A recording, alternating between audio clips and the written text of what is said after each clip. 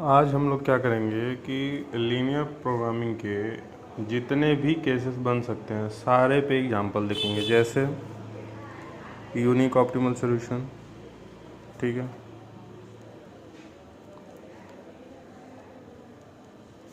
पहला केस ये देखेंगे। फिर देखेंगे मल्टीपल ऑप्टिमल सॉल्यूशन का केस। फिर देखेंगे इनफिजिबल सॉल्यूशन।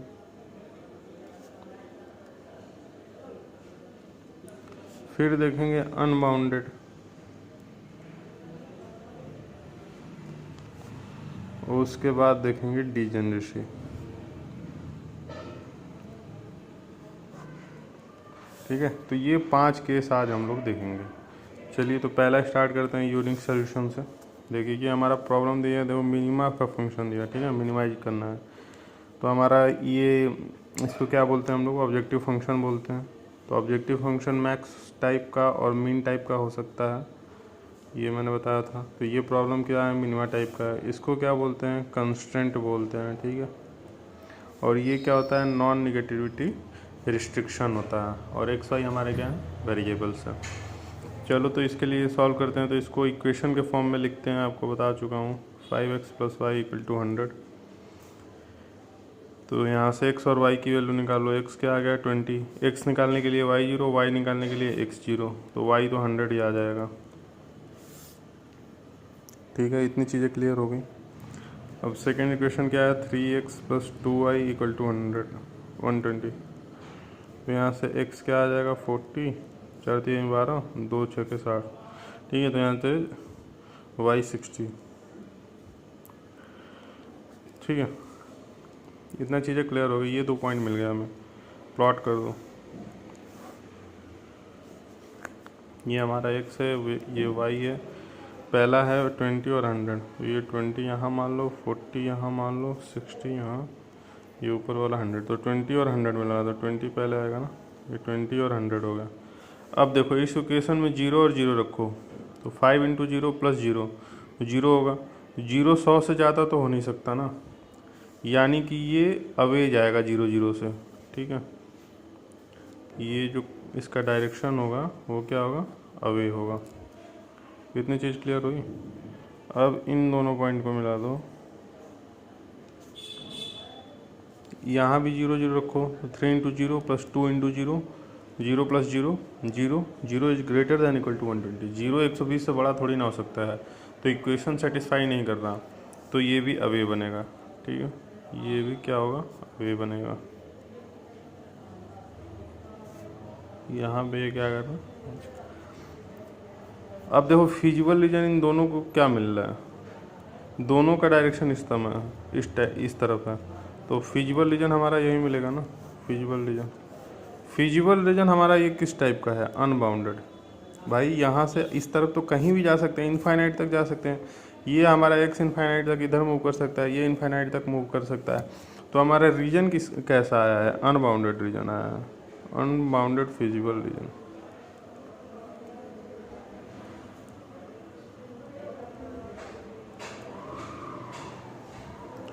तो अब यहाँ से एक और कॉन्सेप्ट समझिए कि अगर अनबाउंडेड फिजिबल रीजन है, ठीक है, अगर अनबाउंडेड फिजिबल रीजन है, तो ये ज़रूरी नहीं है कि आपका सोल्यूशन जो है वो इनफिजिबल होगा। ठीक है, अगर यही मान लो कि मैक्सिमम टाइप प्रॉब्लम होता, तो ये आप इनफाइनाइट तक जा सकते थे। मतलब क्या, कोई ऑप्टिमल सोल्यूशन आपको नहीं मिलेगा। लेकिन अगर ये केस मिनिमा का है, तो आप जानते हैं कि मिनिमा में मिनिमम वैल्यू लेते हैं। तो या तो वो ये इस पॉइंट पे मिलेगा, या तो इस पॉइंट पे मिलेगा, या तो इस पॉइंट पे मिलेगा।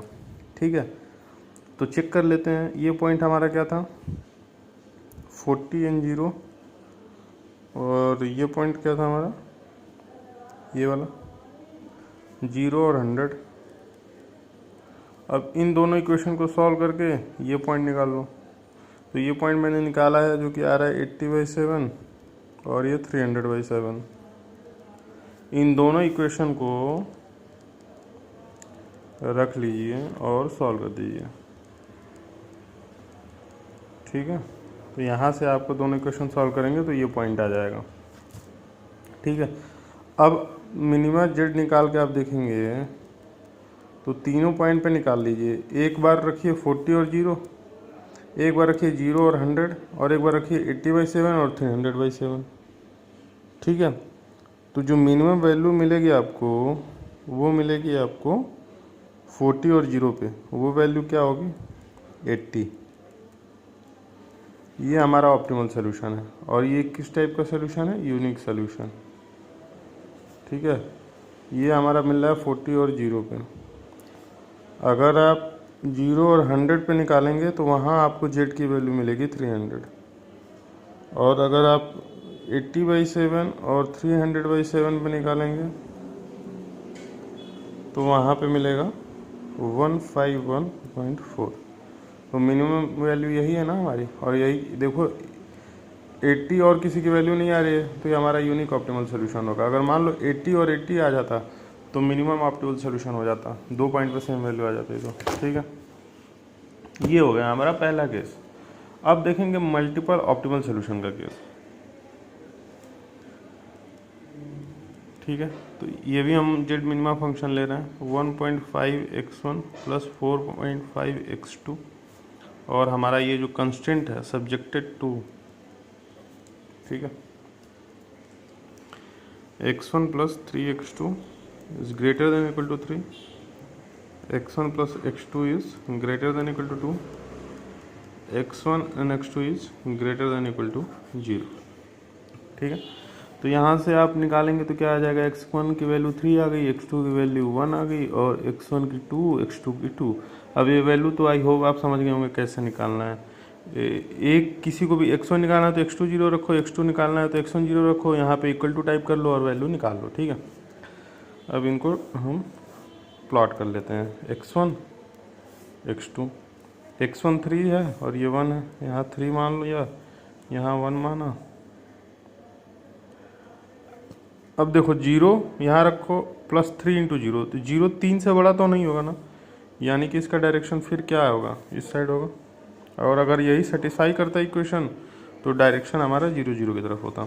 दूसरा क्या है? 2 और 2, और ये क्या था? 3 था, ये 3 0 था ना, तो 2 कहीं यहाँ होगा, ये 1 था तो 2 कहीं यहाँ होगा, ये आ गया। ये भी इक्वेशन नहीं सेटिस्फाई कर रहा है, 0 + 0 2 से तो बड़ा होगा नहीं 0, तो ये भी क्या होगा? हमारा इधर होगा। ये पॉइंट हमारा मिल रहा है, ये भी देखो अनबाउंडेड, ये भी अनबाउंडेड है।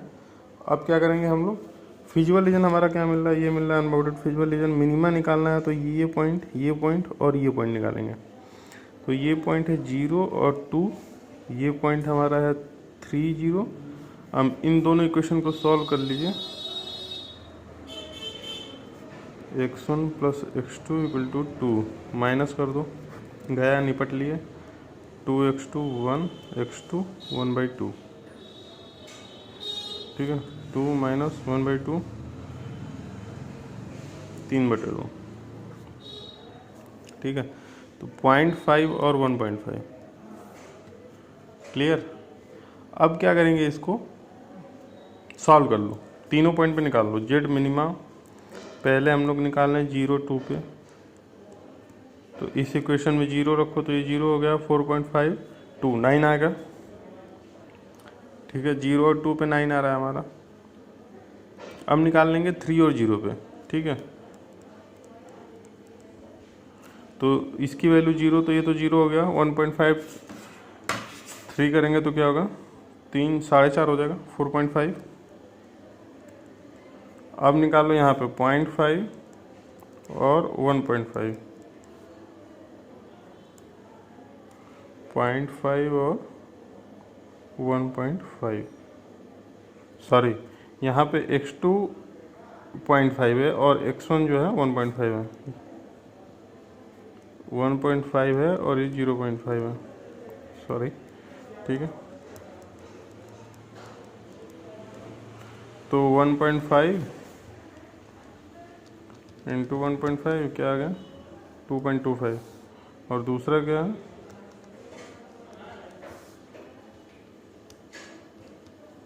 कितना आ गया? 4.5।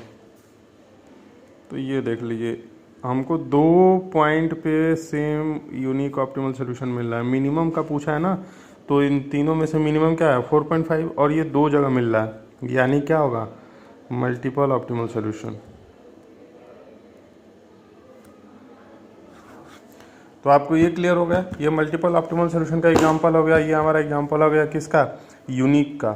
और यहाँ से आपको एक और कॉन्सेप्ट समझ में आया, ये आपको ईएस में थ्योरी में पूछ सकता है कि अगर अनबाउंडेड फिजिबल रीजन होगा मतलब हमें कोई सोल्यूशन नहीं मिलेगा, ठीक है। तो आप बता सकते हैं मैक्सिमम का केस होगा तो वो इनफाइनाइट तक चला जाएगा, फिर कोई सोल्यूशन नहीं है। लेकिन मिनिमा का केस होगा तो उसमें हमें यूनिक ऑप्टिमल भी मिल सकता है और मल्टीपल ऑप्टिमल भी मिल सकता है, ठीक है। ग्रेट।